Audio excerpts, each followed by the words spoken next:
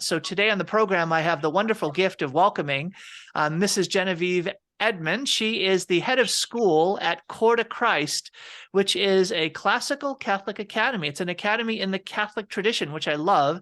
And Kellen Clemens is here as well. Kellen is the president of the board of directors and one of the founding members of Coeur du Christ Academy. I want to welcome you both to the program. Thank you for having us, Tom. Pleasure to be with you this morning. Yeah, so this is Catholic Schools Week. And so I thought, you know what a better opportunity there is than to have on leaders of schools that are operating in the Catholic tradition, to be able to give them a chance to be able to talk about what they're seeing, what's happening at their schools, to be a source of encouragement and inspiration, because there are so many things happening in the world today that can be discouraging. And so I have reached out to them, to Genavive and Kellen today, to be able to introduce us more fully to the great things that are happening at Coeur du Christ. Now, what Genavive and Kellen didn't know, and what they just learned minutes before the program, is that yesterday on Sound Insight, I identified the top 10 questions that you should be asking any Catholic school principal, any head of school that is operating in the Catholic tradition, that you'd want to find out about before you entrust your kids in that school. Now, let me just first ask the question. Kellen, you're a father. You're a husband and a father. You've got a bunch of kiddos that are even at the age of high school. Is that too heavy of a burden? Is that too big of a task that parents would be actually being pretty vigorous about putting into question and asking questions and inquiring about what's happening at the school where you're going to be entrusting your kids? Tell me about how something like that was important for you and your wife. No, I don't think that's too heavy. I don't think that's too much of a burden at all. I think that's our obligation as parents, is to be as thorough as possible when we're researching someplace where we're going to send our children. And if I were to pivot and take that from the perspective of the school, if a parent were to come and just say, here's my kid, and didn't ask a bunch of questions and wasn't trying to dive deep into what it is that Coeur du Christ Academy is all about, then I think that in and of itself raises a few questions of because this is a community, it's all hands on deck. And if you read, if you look on the website, this is still parent-led education with parents as the primary educators, and that's the role. So that's what we're all about here. It's critical to be asking those questions. Kellen, it's so funny. I think you must have been reading my notes, so you heard my program, because yesterday what I said on the program is that schools operate in loco parentis, in the place of the parents. That's their job, is to be supportive in that work of forming and educating these kids that we're entrusted with as parents to grow as young men and women of God. So yeah, great answer without even knowing. Man, you just... Thank you. That was... Well, appreciate you teeing me up with an easy one. Yeah, that was it. I'm curious to see what the rest of the questions are. Since we're on video now, you can see me sweating a little bit. But well, to be honest, the first question is the easiest one. So, Genavive, I'm going to let you, as head of school at Coeur du Christ Academy, take on this question, and that is, what's the vision and mission of your school? What's the vision and mission of Coeur du Christ Academy, which is a classical school operating in the Catholic tradition in Coeur d'Alene, Washington? I'm sorry, Coeur d'Alene, Idaho. Beautiful. Washington. Coeur d'Alene, Idaho. Yeah. What was that? There's a difference in state title there. There's a big reason why we're in Idaho, but thank you. Thank you, Tom.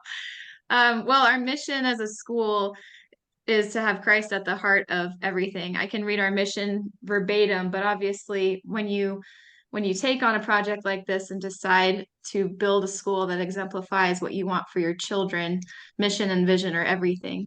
You know, we could send our kid to just about any school, but as founding parents and founding board members, there's a new task, and that's to help raise the next generation, and not only your children, but for years to come. So we took some time, deliberation. We touched base with a number of our partners in school founding, like John Paul the Great Institute, and even referred to some of the other classical schools in the area, like the Oaks Academy and Chesterton Academy. And mission for us is to form the next generation of saints, scholars, and servants with Christ at the heart of everything. So you'll note that, yes, we have parents as the primary educators, and yes, we want this school to be like an extension of the home.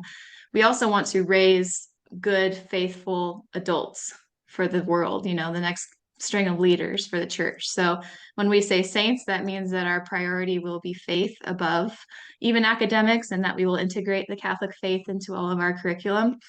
When we say scholars, we obviously want excellence in academics and in their education. And so we are working to always improve our rigor and to identify the best faculty members that we can for the sake of our students and to prepare them for whatever God's calling them to be.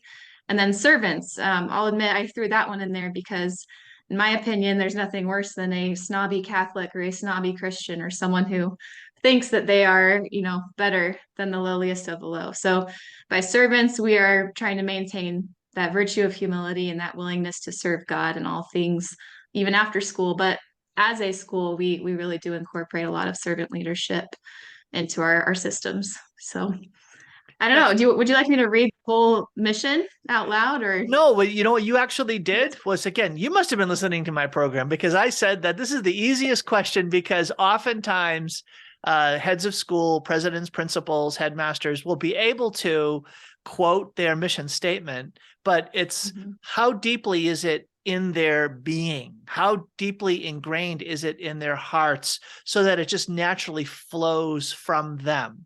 So I'm going to turn to Kellen now, because he's not only the head of the board, but he is a father who has a daughter at the school.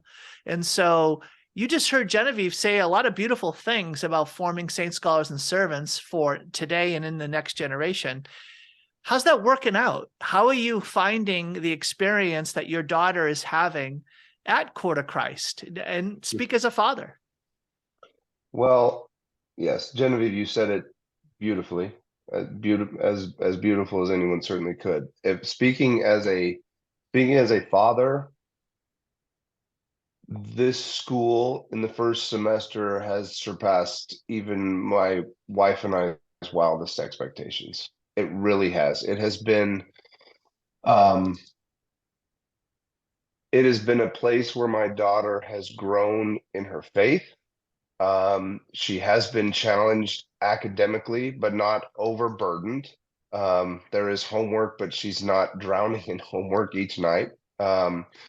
And the community and the culture that has been formed at the school, largely through those that are running it day to day, starting with Mrs. Edman, the other staff members, and then the students and the families that were willing to take a leap of faith in some ways, for a year one and not knowing, have watched my daughter grow in a way that it brings me to tears some days. It really does.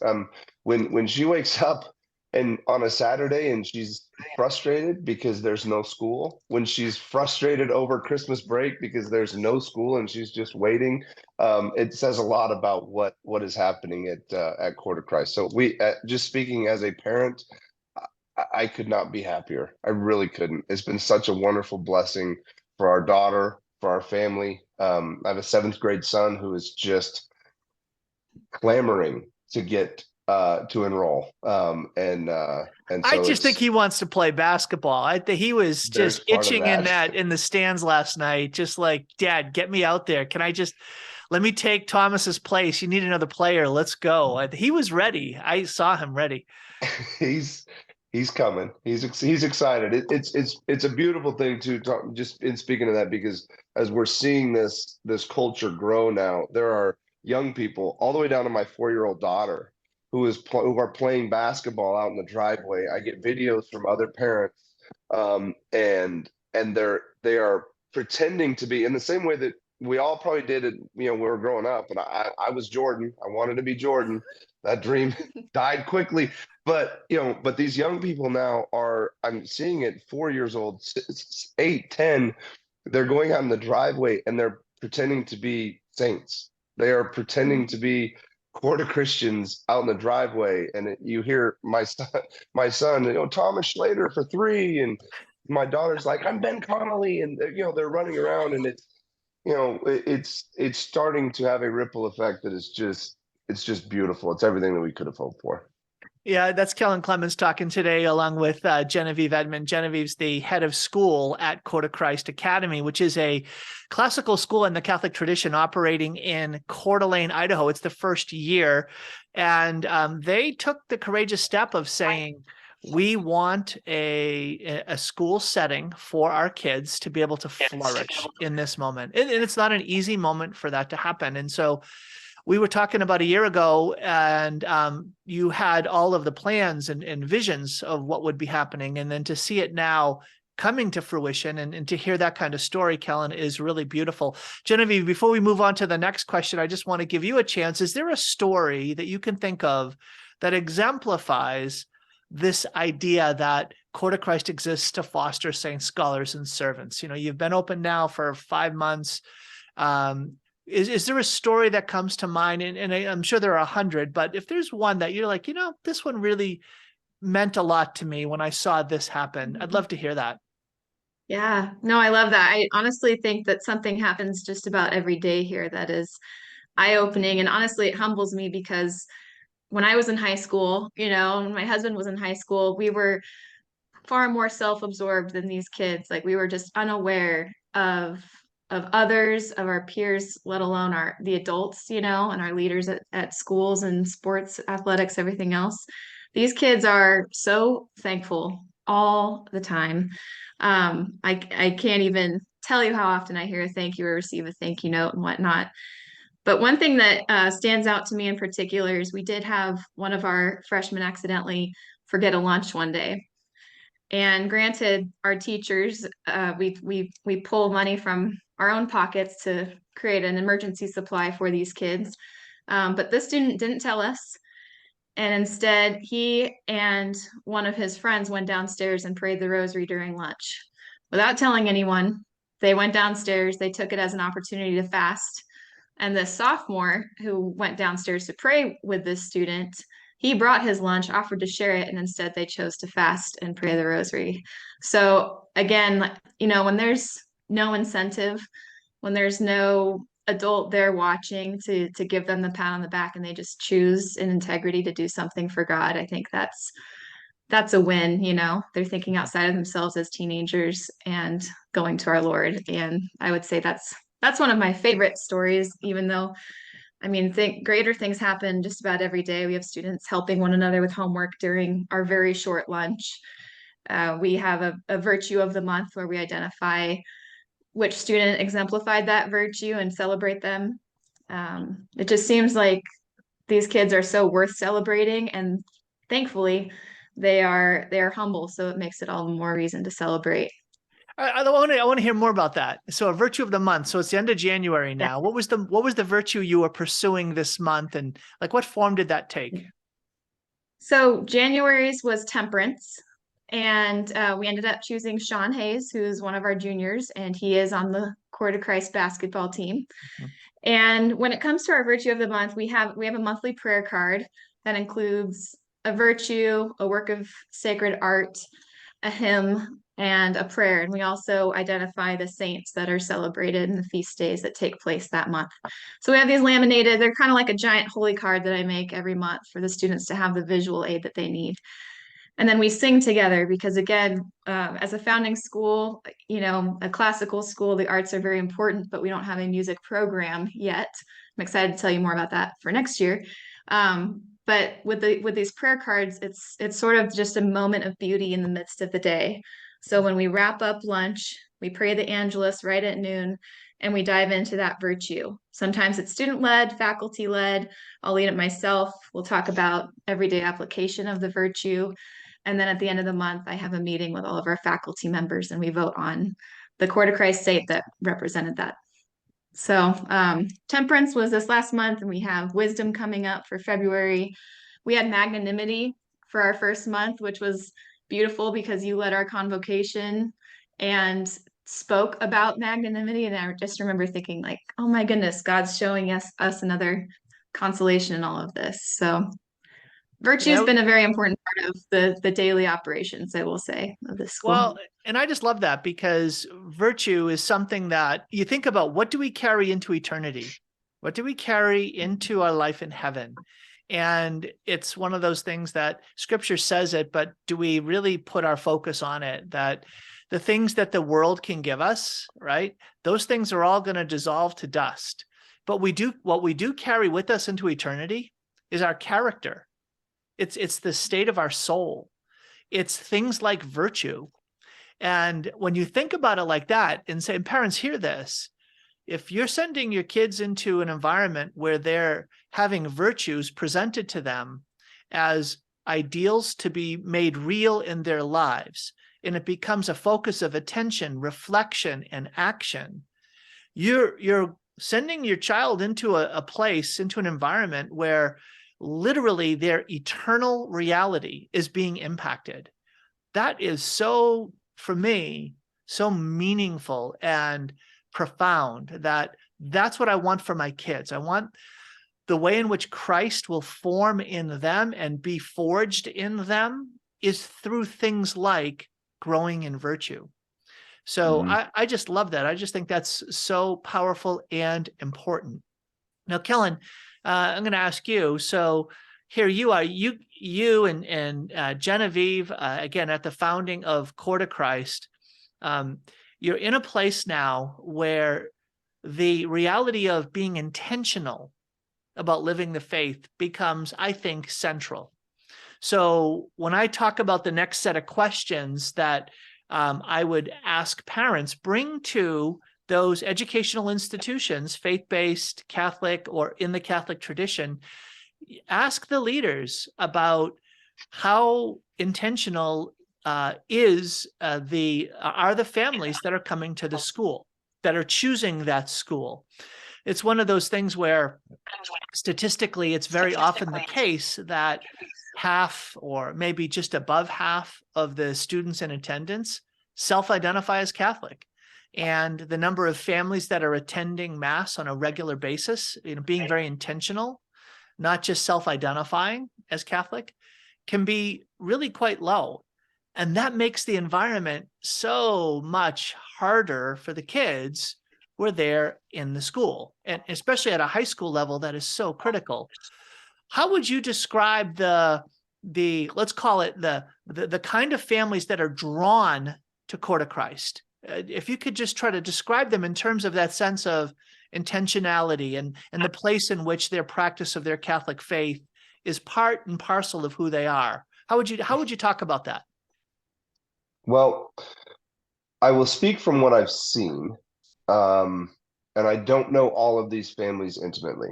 I admittedly, I do not know all of these families intimately, but what I will speak to what I've seen, especially from the children, the students, and from the families that I do know. And I think that the word that you use is the right word. It's intentional. And I think that the priorities of everything starts with our faith, and then everything else falls into place after that. I think that approach is consistent across the board with every family that has come on in this first year. And that's the families that started with, the 26 young men and women that started, and then the Genavive 6 or 8 that have added since then. And I think that that's reflective, Tom, of the priorities of the school. And we are in the Catholic tradition, but our Catholic faith that we all love so dearly is a part of everything that we do. This is not a school with a religion class. Our faith is incorporated into every aspect of every part of every day at that school. And okay, I think that let's talk about that. Give me an example of what would be religion beyond religion class, or faith beyond religion class. Like, how do you see faith operating in lunchtime, or how do you see faith operating on the athletic field? Where do you see that showing up in a way that is would be surprising to many parents who are thinking, oh, that's more than I would have expected? Yeah. It's a great, so it's a great question. So I would point to Genevieve's story, which I just heard for the first time as well. That is amazing. At lunchtime, where we're just going to take that amongst, on ourselves and go downstairs, pray the rosary, and fast. Obviously saying the Angelus during lunchtime. From the sports perspective, and I'm not, Tom, admittedly, I'm not quite as involved in the day to day, certainly to any extent as Genevieve. So Genevieve, I'd let you chime in on that too. But on the sports perspective, every practice, every game is beginning and ending with prayer. There's an emphasis on understanding that while we are competing to win the game, there is a bigger objective at play in athletics and what we're doing. We are trying to form the whole person, which is why we are, why we are a classical academy, but we're still emphasizing and encouraging athletics because of the opportunity to form these young men and women in that physical discipline, right, of their bodies, and how that plays into all aspects of our faith. It's not just we're trying to go out and win the game. We're trying to build to more than what it's than just these 4 years of high school even. But I hope I answered that a little bit. Genevieve, do you have anything to add on that, just on the day-to-day of where it shows up? You're the Absolutely. Well, I mean, just the idea that God exists in everything, and even in mathematics and faith and science can be worked together. I mean, we've chosen our curriculum very deliberately, but we also have the faculty members who in some ways are like the living, breathing curriculum, and they are there to help tie in logic, and the principles of God and design and all of it. And we have thankfully, we have these teachers who are so passionate about their own faith that as they go through history or writing and other works of literature, they're able to put that in perspective with salvation history. So we tie in a lot of the lives of the saints, especially in ancient and medieval history right now. We're obviously learning the Latin language, given that we're a classical school, and so it's easy to tie in Latin prayers and to translate them and to find out that they were written back in 200 AD.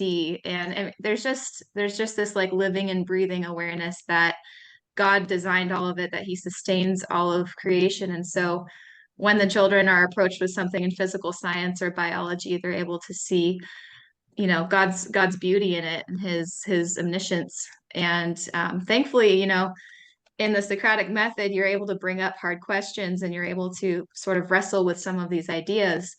And so we do allow for our students to read, other documents that I wouldn't say are church founded or supported, but it gives them an idea of where the atheist argument came from or what philosophies led to this dualism view of humans. And so I think over time, they're wrestling with these ideas and they're coming to realize that the church is founded on so many important truths that they should encounter in math, in geometry, especially like Euclid's principles and all of it. Like there is reason to how this world operates. And of course, we always point that to the source and summit of God himself. That's awesome. That's Genavive Edman today. And she's talking about Coeur du Christ, which is a classical school in the Catholic tradition in downtown Coeur d'Alene. And you can see on the screen, if you're watching this as in a video version, it's coeurduchrist.org. Folks, if you want to learn more about Coeur du Christ Classical Academy in the Catholic tradition, it's COEURDU and then the word Christ.org, coeurduchrist.org. And that'll give you lots of great information about everything that they're doing there, including you have a wonderful event coming up on March the 18th called the Great Saints. I want to hear about this event in terms of what it is that's happening there and why folks would want to come and find out more about Coeur du Christ. Absolutely. Well, I've been calling it the greatest party this side of heaven. And so there is definitely, this sense of just coming together and celebrating holy culture together. Given the date, March 18th, we chose to pit St. Patrick against St. Joseph, Nice. foster father of Christ.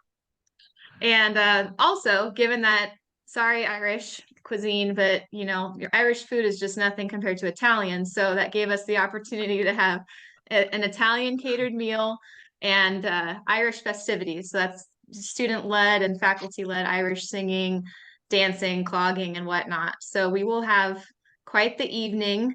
This is also our biggest fundraiser of the year, and we're hoping to prepare and fundraise for the future build out of the school so that we can reach more of a capacity and have a music program, have a Rome pilgrimage, all the goals that we have in mind for the coming years. So March 18th, we'll begin at 4:30 with like a soft opening. We're actually going to pray the rosary in Gaelic, Italian, Latin, and English, and then we'll follow up with cocktails, dinner, and a blessing, the traditional St. Joseph's altar, and lots more after that. We have a number of live auction items focused on experiences and, booze. What are they called, Kellen? Booze cruise. We have a booze cruise up for grabs. We have a Sun Valley trip, a week-long trip at a cabin up there. Just a number of fun opportunities for families to invest in and support the school simultaneously. Well, I got to tell you, I've been It'd be a to, great night. it would be hard for me to identify the number of Catholic school auctions I've been to.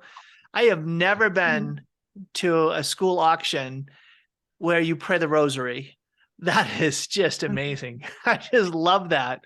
And then you go to cocktail hour. I've always seen a cocktail hour, but I've never seen pray the rosary. So good Catholic. Well, we are Catholics, so we're not to drink, but we should probably pray first. And I thought it was very wise. You did this on a Saturday in Lent. This is very good. This is so you can catch all those folks who do the Sunday is not Lent. So it's a little Easter for me, and it kind of begins on the evening before. Perfect. I love it. So you truly are operating in the Catholic tradition when you do that. But this praying the rosary part, I'm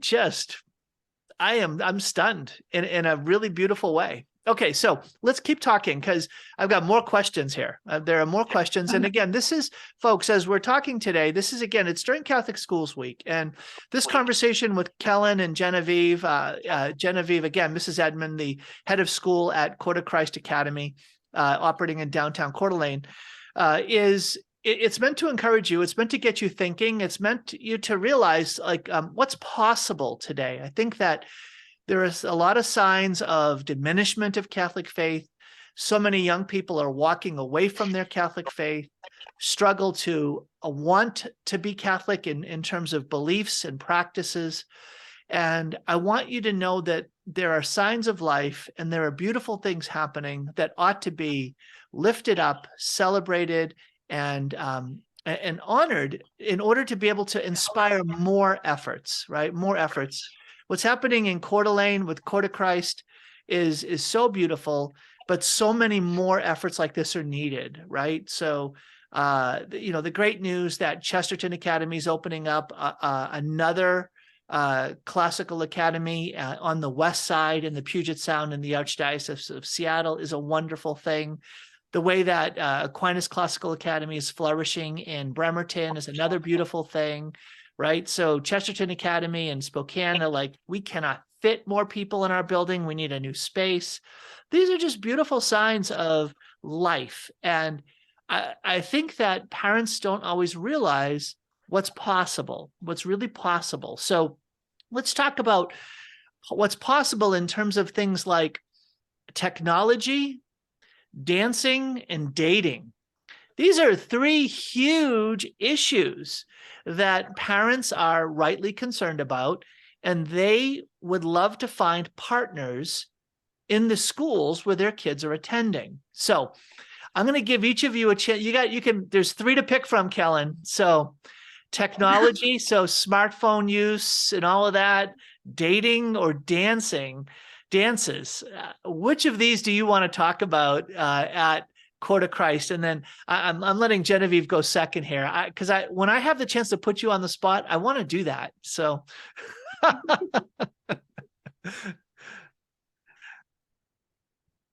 Well, is he frozen? I think, Kellen has now frozen himself so that he doesn't have to answer this question. So Genavive, I'm going to let you answer the question. You got three to pick from. Okay. So where do you want to go? Yes. Well, I'm going to save the best for last for Kellen, given that he has a daughter, and I'll broach technology. Okay. for the time being. So as a school, we made the decision to be cell phone free. And that means all of our students, as they get on campus, they walk down to the basement where we have a little shoe pocket on the inside of a closet door that locks. And they place their phones in their shoe sleeve, and they don't see them again until the end of the day when it's time to go home. That has been so applauded by the parents that we've attracted to this school, thankfully, you know. I've heard that other schools struggle with this policy because we have grown so attached to our cell phones and our smart devices. Is it a matter of, you know, keeping our children behind the times and away from technology? No, but I mean, I'm living proof myself that as you grow up, you will learn how to handle a computer or handle a smart device if that's what you're called to do. Because I grew up without a cell phone myself all the way into college. My parents know absolutely nothing about technology, and that's a compliment. And now I do web design. So again, like these young people, they have plenty of intuition and the ability to learn how to use their smart devices. What we're finding in the school setting is that it distracts you, it can tempt you, and it can keep you just completely separate from the real world. And with the classical way and the classical model, we're trying to get them to enter into what we're doing and to enter into dialogue. And so, in a beautiful way, with our absence of technology, students are allowed to bring a laptop and write up an essay. That's been pretty few and far between. But when it comes to internet use and communicating with one another during the day, it's just absent, and it's very good. And I think it's really built our community up on a relational level with the students, and then at a community level where these kids, we've had a number of parents and benefactors come to us after specific like social events and said, I'm so not used to seeing teenagers engage and talk to adults and, you know, smiling and looking up away from their phones. And I think we're really establishing that normalcy for the students at Coeur du Christ. Yeah. Yeah. So the idea of emptying the halls of the energy that comes into the halls when you have kids on smartphones, and therefore they're on social media, therefore they're interacting together through the digital realm. It just introduces so many toxic elements that are just not worth what they cost. But again, I think that parents often just think that, well, it's not reasonable. It's not, how could we possibly implement something like this? And yet what you've experienced is, having done this, parents applaud it rather than attack it. And so I applaud you for going in that direction. Kellen, let me ask you, you have a daughter at the school. Yep. How bothered is she, or what's been her experience of being in an environment that's smartphone free during the school day? Well, the beautiful thing of it is we haven't done phones up to this point at the house. Like our kids haven't had phones. And when we were at schools in the past and all of her classmates had them in 3rd and 4th and 5th grade, then we got, Mom and Dad, can I have a phone? Can I have a phone? Can I have a phone? That's what we got, because my friends have it, and everyone's communicating. That's how everyone is doing it. And we were not asked. We have not been asked this year up to this point, because it's not a part of the culture of even the families. Again, going back to the family unit, it's not a part of the culture of the family unit of the families that are at the school, and so it doesn't show up. And the kids have phones, and we actually just at Christmas got our daughter one of the pinwheel phones as a starter, kind of to work in. She's going to basketball practice and games and doing things. So we're phasing in to that a little bit with some predetermined steps. It's good. But it's not something that it's not something that they rely on at this point. And it's a beautiful thing. I apologize. I had a little bit of internet problems. You said technology, dating, and dancing, and my computer went haywire. So Well, that's Kellen, it's really okay. We just talked about you. So it was that's why I was in a panic. That was the main Yes. reason why I was in a panic. Well, this is Tom Curran. I'm with Kellen Clemens and Genavive Edman. They are, Kellen is the head of the board of directors, and Genavive is head of school at Coeur du Christ Academy, Classical Academy. They're an academy in the Catholic tradition, operating for their first full year in Coeur d'Alene, Idaho. And as part of Catholic Schools Week, I'm raising questions that we as parents should have in mind. We should be thinking about and pondering, because here we are. We've been through high school, and one of the bigger factors that are part of a high school. I went to a public high school, and so you have dating and dances. These are big deals. These are really big deals, and kids want to know, like, okay, what parents want to know, well, what are their policies? Are there even policies that are around something like that? And the crazy thing is that the concept of even bringing up the reality of dating in a high school and having some policy around it is just out of people's minds as something that's even possible. So how do you all handle questions that are associated with things like dating and dancing and dances? Yeah. Well, the dating policy is simple. There's a no dating policy on campus. Kids are not separating and going off by pairs of the opposite sex. It's not necessary on campus. We're there for other reasons. So the dating policy is very simple. And then the dancing is well, let me just stop there for a minute. You just said it's very simple, right? And yes. And the way you said it, it sounds so simple. And yet, honestly, for the typical school, even in faith-based environments, it's radical. It is exceptional. It's something that is almost unheard of. And so what you identify as something so casually and easily as it's a no-brainer, when you hear it said like that, it actually makes you stop and wonder, like, wait a minute, why don't we all operate out of that kind of starting point? It really is, or it really ought to be a kind of no-brainer that this is possible. You can do this. You can have a no dating policy at a high school, especially one that's operating in a faith-based tradition like Coeur du Christ operating in the Catholic tradition. And then here's the oddity of it all.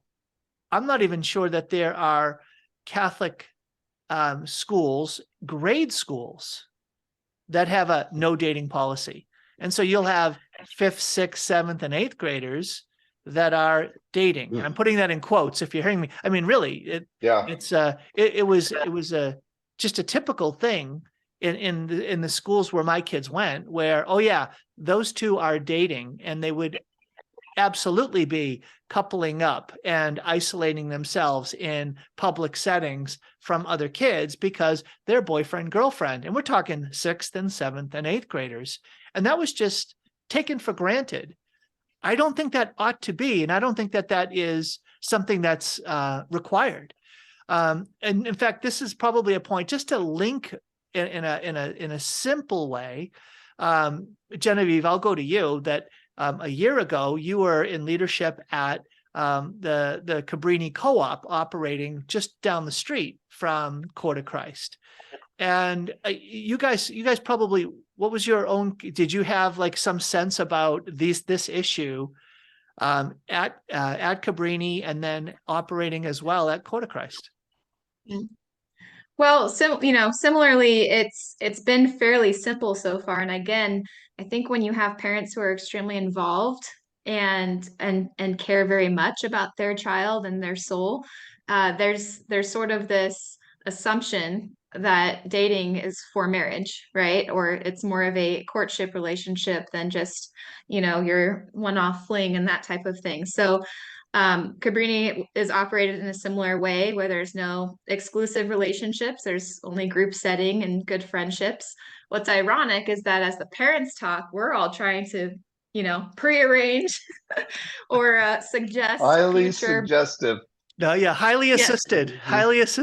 assisted. That's an unnamed Catholic father and husband gave me that. I love that. Yeah. I think we're probably talking about the same guy. Yep. Yes. Yeah. I think one beautiful fruit of Coeur du Christ Academy will be good and holy marriages. How does that look, you know, in a day-to-day school setting? It's actually that they're able to be temperate, that they're able to have relationships with fellow, you know, peers, male and female, without letting their passions own them. And so the you know, no dating policy on campus doesn't deter, you know, young people from eventually falling in love and getting married, but it does say we're here to learn, we're here to lead a virtuous life. And if any of the faculty or leadership can sense that the two of you are behaving, you know, as more than friends, then we intervene right away. So again, it's not to create this, you know, boys are bad, girls are bad. I can't cross contaminate and have these relationships. It's actually to mature them and prepare them to make good decisions when it comes to relationships in the future. Yeah, and I'm very grateful for the gift of that at the classical school where my kids attend. That's exactly their policy, and the fruit that I've seen is that it empties the hallway of that energy, the sexualized energy of who's liking who, and are they looking at each other with certain energy, and are they finding opportunities where they're trying to meet up, and all of that. It lowers the energy, which also lowers the stress and pressure of how do I be present to and interact with someone of the other gender? Like, how does a young man properly relate to being with young women? And so it's such a gift for the kids, for these high schoolers, to be able to learn how to interact as young men and women in a way that is much less influenced by that kind of energy. So it is a tremendous gift, and I very much applaud you both in Coeur du Christ for promoting that and for operating in that way. What about there's another, like a setting where that kind of energy can easily be increased, and that would be things like dances. So again, I'm putting your feet to the fire here. So let's talk a little bit about dances. And have you pondered the approach that Coeur du Christ has taken to that reality, and how does that show up? We have. Genevieve, you want me to take a stab? So yes, go for it. We had a spring fling in the spring. It was just a community building event, and we had Daniel Connolly and the gang. I don't know if you're familiar with his dances that he does all throughout the community. Came and did swing dance lessons and line dance lessons and a number of things, and it was beautiful. It was beautiful. We had middle school all the way up through high school. There were parents involved that were there that were dancing. And it was a beautiful event. It really was. It was a wonderful community building event at the school. As it relates to specifically, you know, high school dances, as probably as you and I knew them growing up, Tom, with, you know, homecoming and prom. Although sadly, I never got to go to prom. Just couldn't quite find a date. Anyone that was willing to make that sacrifice. That would have been the Saints, Scholars, and Servants part, was anyone who was willing to go to prom with Kellen. But as far I noticed as that spirit in Nicole, your wife. Yeah, she's very much a servant. Like, yes, and very much a saint. I've got to become a saint somehow. That's my right. path to sainthood, is marrying Kellen. That's good. I like that. Who gives me the best opportunity to go to heaven? That guy. Yes. And I am giving her every opportunity to earn her way in. Sorry, now I'm off. As far as you know, some of the homecoming, we're working through exactly what dances are going to look like at Coeur du Christ. We believe that they are good and beautiful under the right circumstances. And in the same way that our students interact at school, and they interact at sporting events, and they interact on a ski trip on Frassati Friday, they could still interact at a dance and be and still be virtuous young men and women. And so we're working through that. We don't have any plans, to my knowledge, of that in the immediate future, but something that I think will be a part of culture at Coeur du Christ. Mhm. Genevieve, do you want to add anything there? Yes. Well, this guy named Tom Curran told me about something called a protocol at the Oaks Academy last night at a basketball game. And I do plan to take that idea to the board where there's this sense of, without pairing off with those that you are attracted to, you actually learn how to pair off with whoever you are assigned to have a meal with. You're taught, table manners and have an opportunity to dress up for a special occasion. And then you are taught ballroom dancing. Again, this goes back to what type of dancing are we talking about, right? And in classical education, you want to know definitions. So when you say, does your school support dancing? I think it's good to clarify, one, what type of dancing, and two, what's the end goal here?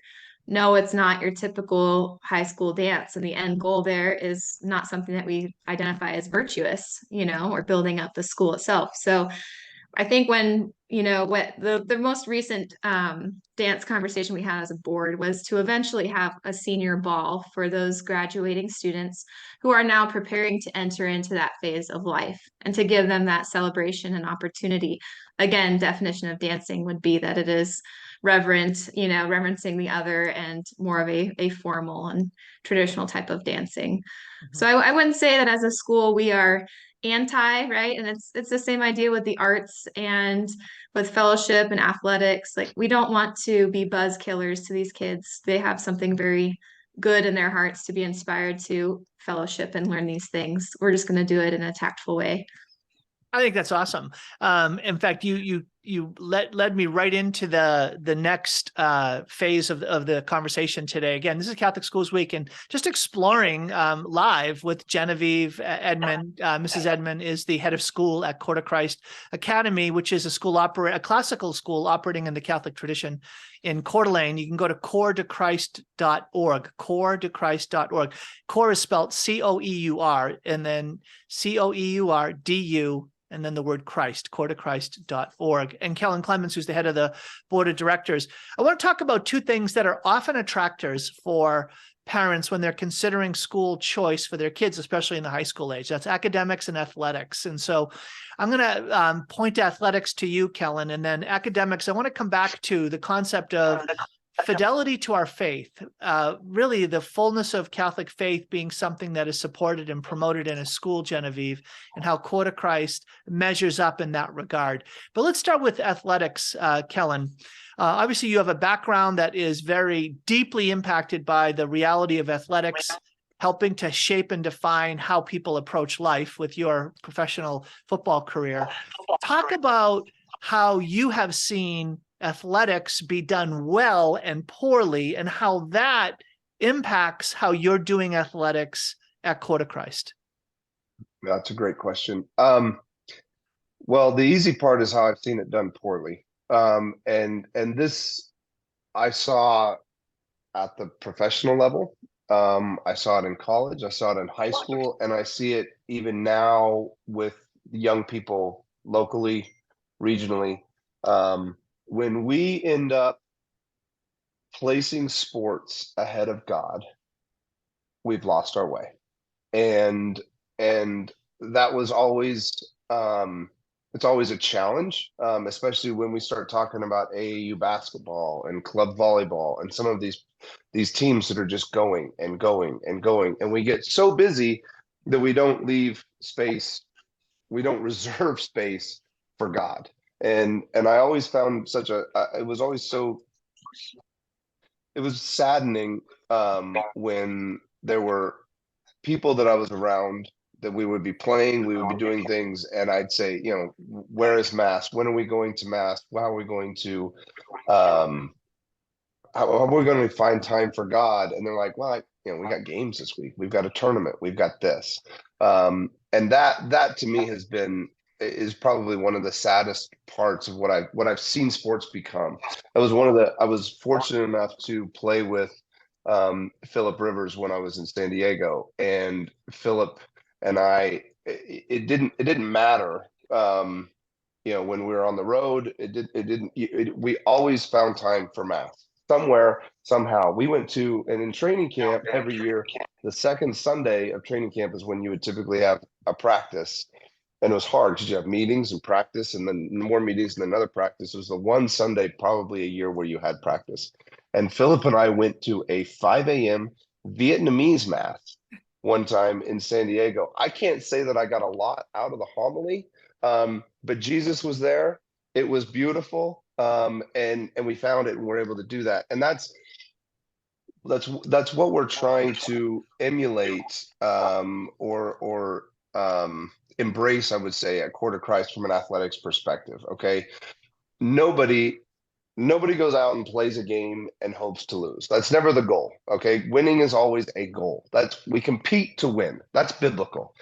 But the end game of what we're talking about is goes back to what I said earlier, where we're truly trying to form these young men and women for the long game, right? We're trying to form them to be virtuous young men and women that are able to practice self-discipline, right? That's one of the greatest things that sports gives us, is discipline over our minds, discipline over our bodies, discipline over our emotions. Also, that translates to all the things we were talking about with dances and all of this, right? Just interacting, having that discipline over our minds, bodies, and emotions is critical. And that's one of the things that we're trying to really instill in these young men and women. And they have it in spades already, but athletics is just an opportunity to really, I think, further the lessons that their parents have already done such a great job of instilling in them at that point. Anyway, we had volleyball this year. We had men's basketball. And then we'll continue to grow in the years to come. So, but that's us in athletics. I think that we all, even members of the board, obviously Genavive was a college athlete, and there are several people that played in college even in the community that see the benefits of playing athletics. But that goal that many people play is just to get to the next level. That's our goal as well, but it's not college. That next level is heaven. I'm playing so that I can get to the next level. That's why we're all in this. And using athletics just as a hopefully a tool to help these young men and women get there. That's so beautiful, and so well said. And again, with the authenticity of what you bring to the table there, it makes a very powerful witness. And it's rare, sadly, it's rare. And I would say it's almost rarest at some of the most competitive Catholic high schools that I've ever been to and been around. That you look on their websites, you listen to their coaches, you see the spirit on the field, whatever that sports field is. You're not sensing at a visible, obvious level the kind of thing that you're talking about, and because it has to be pursued, it has to be clearly put forward and pursued if in fact if that kind of spirit's going to show up. So I think that's a beautiful gift. It has to be intentional. Yeah. You have to understand why you're doing it. And I think that we're trying to communicate that clearly to these young men and women. And the program will grow and will continue to grow, both just in size, but hopefully in virtue. I'll tell you the highlight for me this year, we've got a men's basketball team that is pretty talented. Unfortunately, we had an injury, but we're a pretty talented group. We're well above 500. I think we're 9-4, 9-5 now. But the highlight for me has been two things. One, it's been of the season. One has been the young people, Mrs. Edman's kids being one of them, my own kids being some of them, other families that I talked about that are now looking up to these young men as like those are the role models. Those are the role models that they are looking up to. And I think that these young men are doing a really good job of embracing that role and that opportunity, that responsibility. But the other thing, we went to Clark Fork early in the year, and we lost by, I don't know, 10. And there were a number of things that happened that were, maybe we'll just call them unusual a little. There was a number of things that were, there was some adversity that was presented. Let me put it that way. And I got a phone call from their principal the next day that spoke. He just wanted to make sure that he conveyed how well we represented, how well our coaches and our players represented the school. They never complained. They never moaned about what was going on, about, you know, things that maybe could have been perceived as difficult or unfair.